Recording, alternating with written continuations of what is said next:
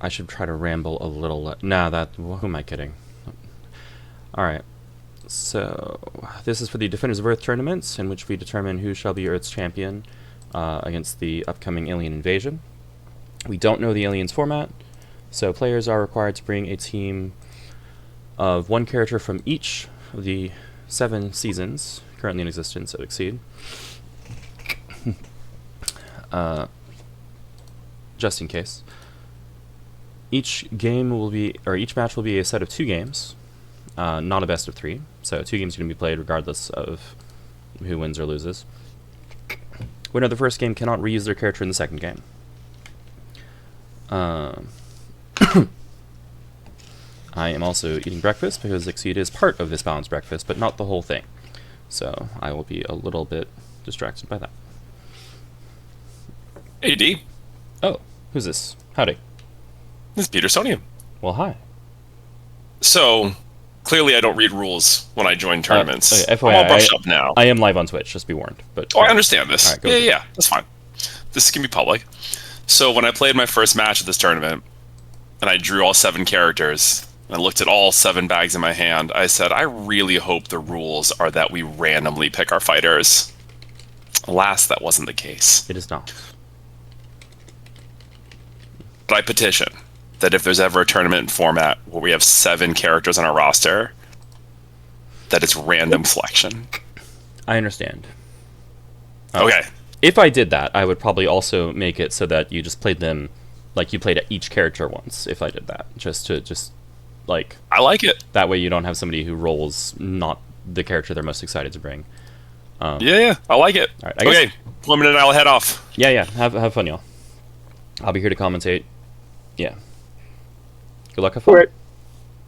That is the goal. Where did Peterson? Yeah. Went right up from... Yeah, there you go.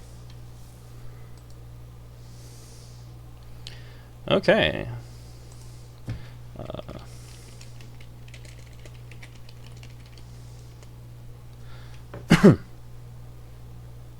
They're getting set up.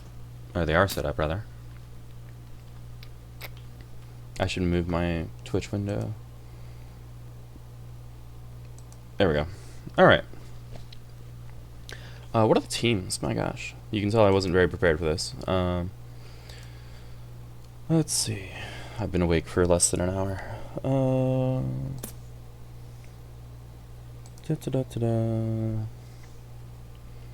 Heidi, Lucia, Vega, Propeller Knight, Bang Shishigami, Waldstein, and May. That's Petersonian. Poiman running Bilkor, City and Serena, Vega, the Enchantress, Arcune, Yuzuriha, and Nagurayuki. That all makes sense, yes. Yeah, Poiman, noted Belcor player, noted City and Serena player, noted Arcune player, and I actually don't really know Poiman to play much of Vega. Enchantress makes sense. Oh, well, speak of the devil! This is great! Okay, I have not seen Poiman's Vega, so I'm pretty excited. I also don't remember if I've seen Petersonian's Waldstein, at least not lately. Yeah, I can't remember.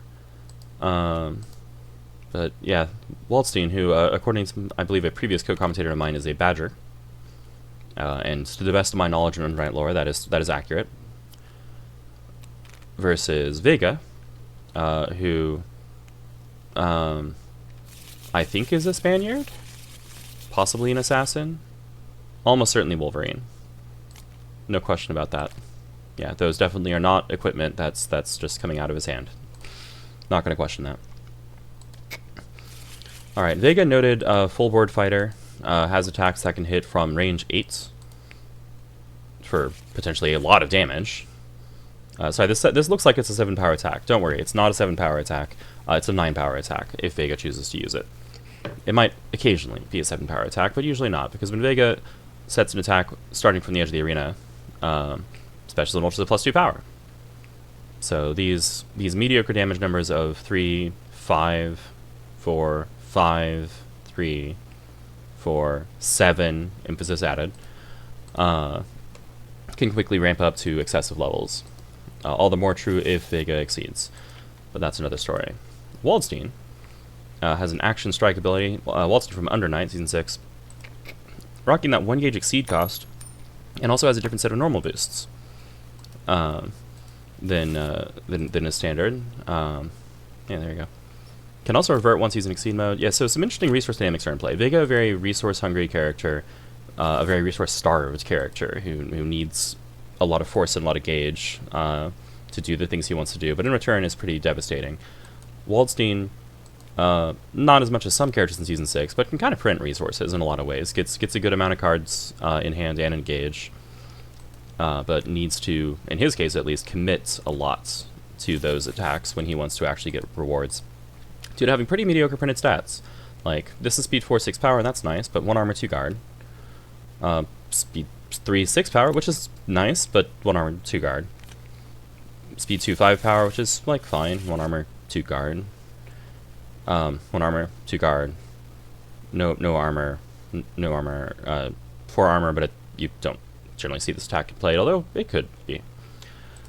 So yeah, like, token printed defenses on every special. Very good power numbers.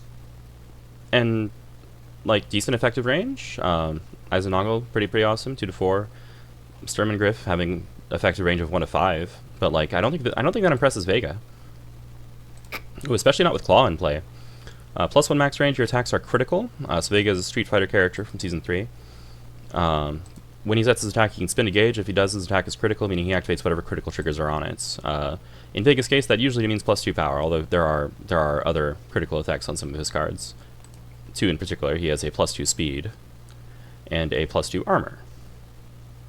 Alright, tech hit hitting the board. That is the boost on Under Night block, or the Season 6 block. Discard a boost and play in strike. Alright, Vega backing out to the edge of the arena. Sturm and Griff closing 4 spaces. Not going to hit the cross, however. Vega gets the edge. Great for him. Waldstein spins an EX, but doesn't hit. Sad day. Sad day for Waldstein.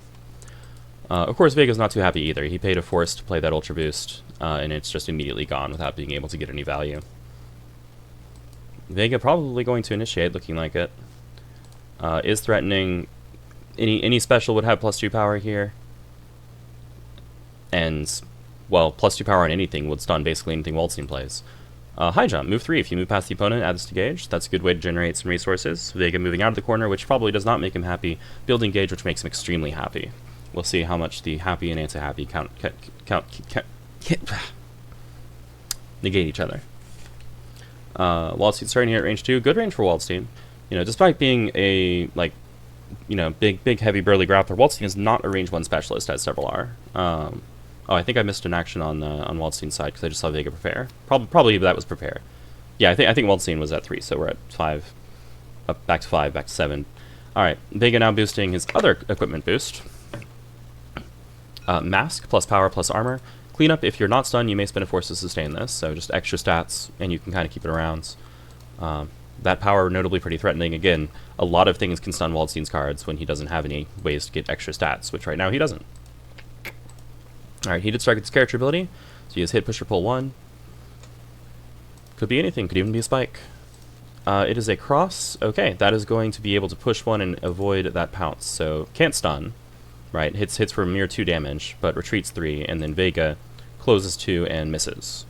So that's pretty unfortunate for Vega because Pounce is a really high value special.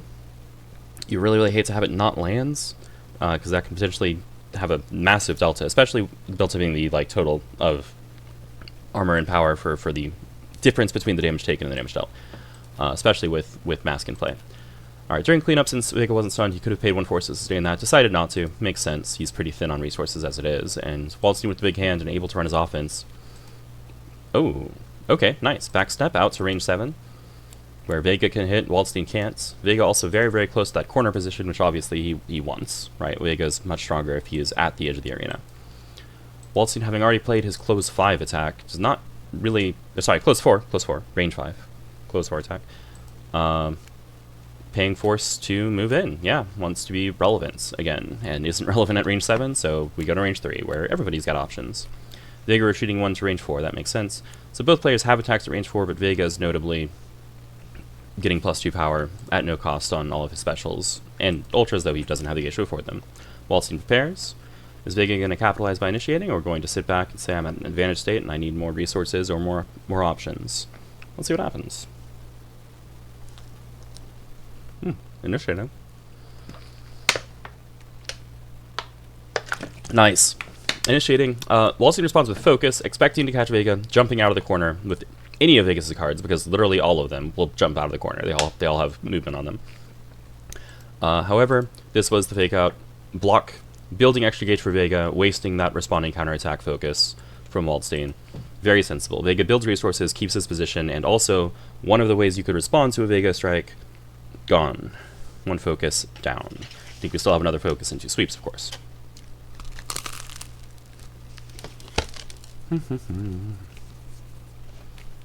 Waldstein moving into range 3. Alright. Yeah, so Waldstein has range 4 options. But, well, actually, maybe just the one. Alright, Vega prepares. Clearly feeling confident. Waldstein strikes from range 3 with an EX and the character ability. Trying to pull Vega out of the corner. Heavily telegraphing an EX assault. We know that Spike is down. It is EX assault. 5 power and push or pull 1. Gonna get Vega out of the corner with advantage so that he doesn't have to worry about those stats. Vega can pay force to gain extra armor, though he is currently not being stunned either way.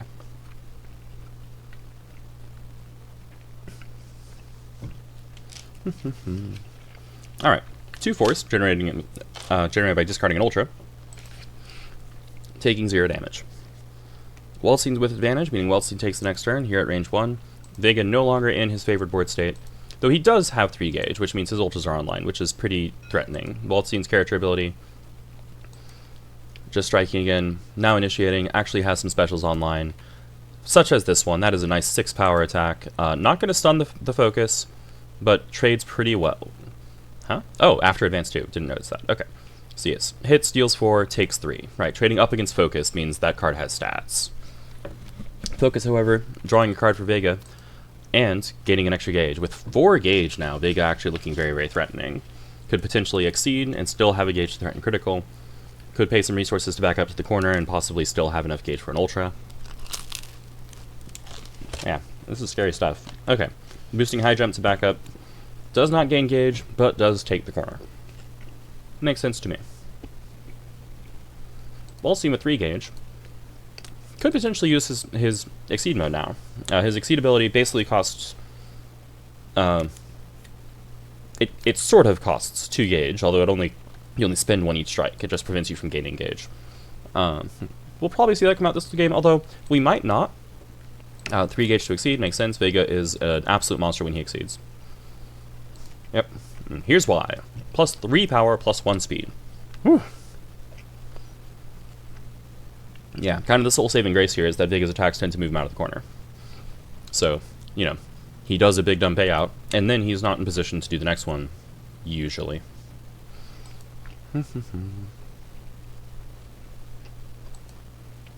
I actually think, I have a sneaking suspicion here. I actually think that Petersonian, the Waldstein player, is planning on striking with Red Airman, and wants to build 4 gauge for that purpose. This is absolute madness, right? Like, Red Airman is the least reliable of all of Waldstein's cards. It is not a practical attack. It is always used as resources or as a boost. But it would be really, really funny to see it used. It also loses to literally all of Vega's specials. At speed 1, with range speed of 4, Vega would play any special and move inside its minimum range.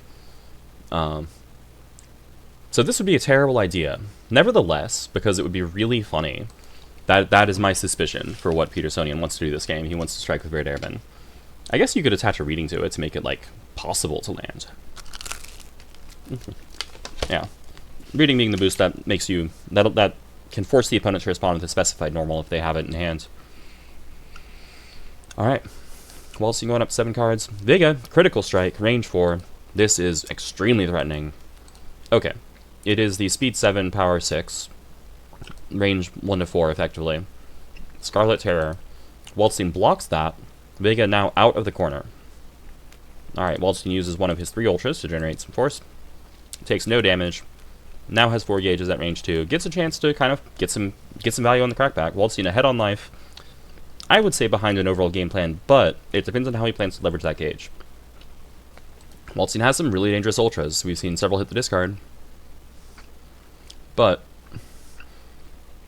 I mean, 7 power versus and 4 power, but discard 4 random cards. Like, yeah, his exceed mode is also kind of nuts. I'm still expecting to see it come into play, which is why I haven't like tried to zoom on the backside of the character yet. All right, action strike. Probably gonna try to pull Vega to range 1. There's a sweep. Oh, never mind. Yeah. Okay, this is cute actually. So Verbulin is going to hit first, push 3, and then pull 1, so that Vega doesn't end up in the corner. Yeah, that makes sense. And then after advance 2, so going to trade with that sweep. Or is not doing that. Or is there.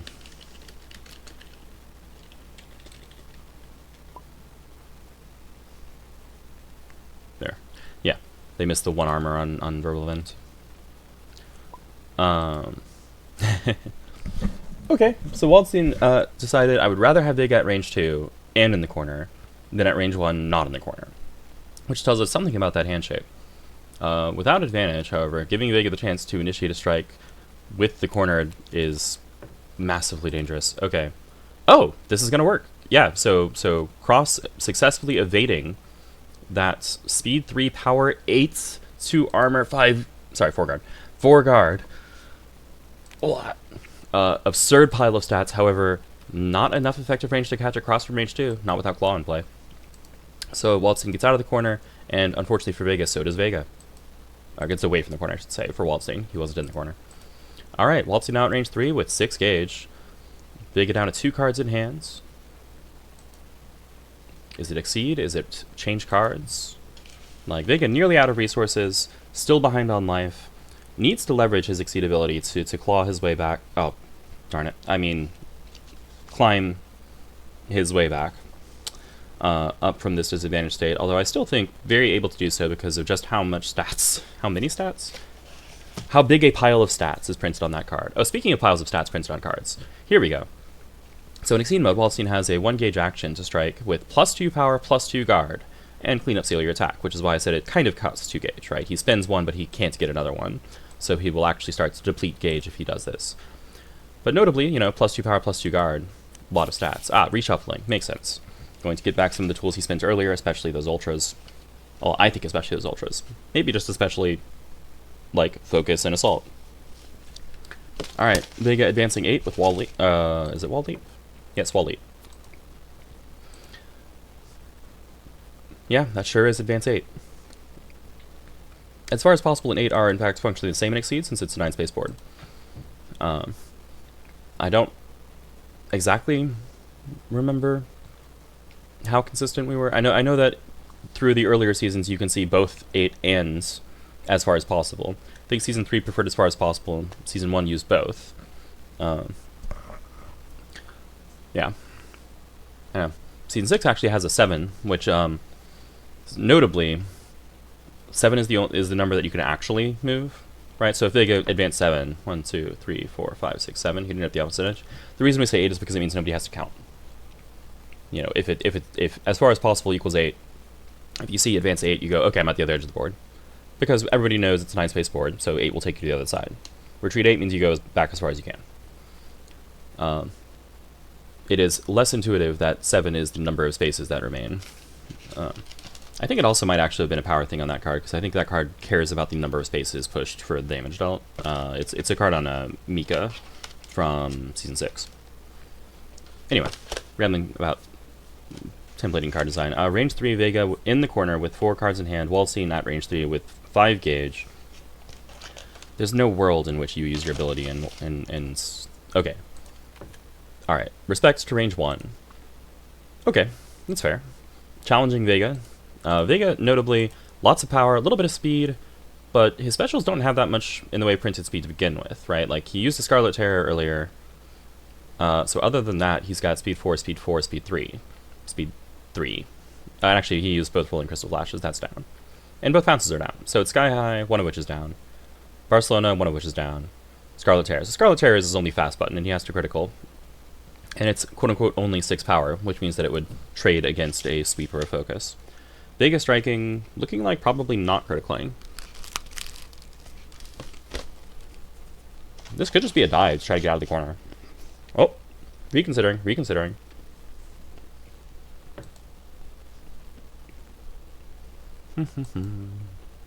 Yeah, does want to strike, because if he lets the turn pass with respect in play, Waldstein will be drawing 2 cards at the start of his turn. And you know, usually you don't want your opponents to have cards.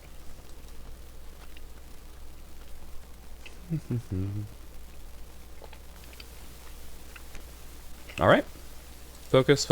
Okay, both players staring very hard at each other. They're both focusing. Or possibly they're introspecting. Vega building some gauge, making a trade. Probably hoping to catch something fast because of the telegraph dive.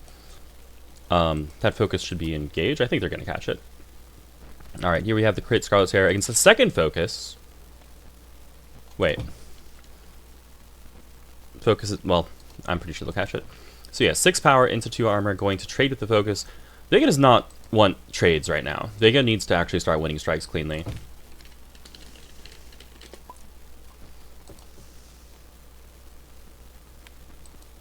Yeah, clean up steal your attacks so you don't get gauge.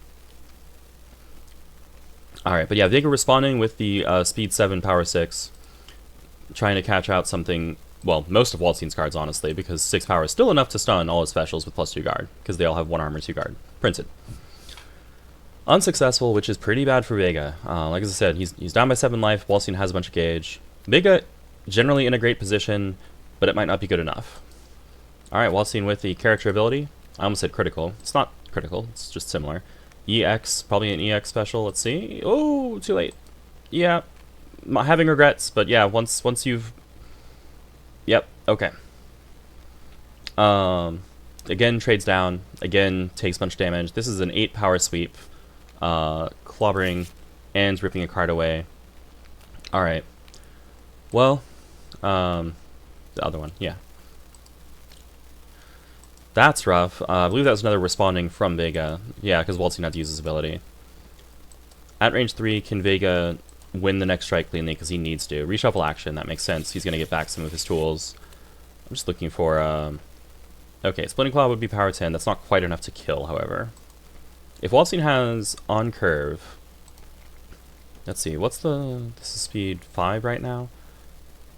Oh, or an EX? Is it an EX?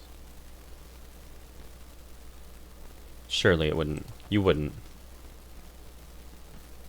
I mean, it's Petersonian. He would, but he shouldn't. No, he's not. He's gonna do an EX character ability. I don't know what the card is. Oh, no. I'm dead wrong. I'm completely, entirely 100% wrong. That's a change cards 4. Alright, drawing 5. Okay, getting his tools back. That makes total sense. Looking for an EX, looking for an on-curve, some way to end the game without just losing immediately to Vega's big, dumb nonsense. Oh yeah, I guess an EX Splendid Claw would actually be 11 power, speed 6.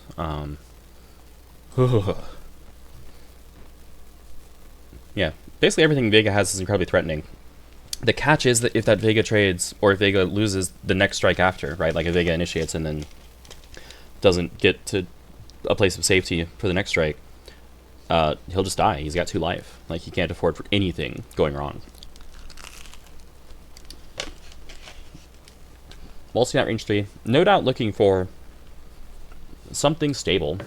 Okay. Drawing more cards. Draw 3, discard 1. Because of hand size, to be clear. Right, now draw 2, then draw for end of turn, and then check hand size. As always, in Exceed, you only check hand size at the end of your turn after you draw. Alright, discards Grasp. Vega has to initiate, right? Yep, Vega Wild Swings, yeah. If not, Waldstein will get to initiate with +2 speed and +2 armor, and the speed is just far too dangerous. Vega Wild Swinging does not crit, probably looking for that Ultra. Or just willing to say, I don't really need the crit. I am fast enough. Waldstein's not super fast. Alright. On curve defense. Assault gonna go for it? Yep, that's what Waldstein needed. Something on curve. Gonna hit first. Doesn't stun, but does kill. Alright. Next card was not the Ultra either. Yeah. Alright. Good game. Good game. Yeah. Could have played the block. Didn't chance it. Makes sense. Initiating with that block there would have put Waldstein in a position to initiate at range 1, even though Waldstein did just drop a grasp. Like, who knows what else he might have had in that hand. Whew, okay, surprisingly close game, in that Vega was 2 strikes from winning, but Waldstein was 1 strike from winning, and Waldstein's the one who won. Got his value first. Well played, well played. Alright, Waldstein retires in glory. Since, as I said before, the winner of the first game can't use the same character in the second game. Poiman able to choose any character from his team for the second game. Let's see what we got. Among other things, I continue to have a breakfast bagel sandwich.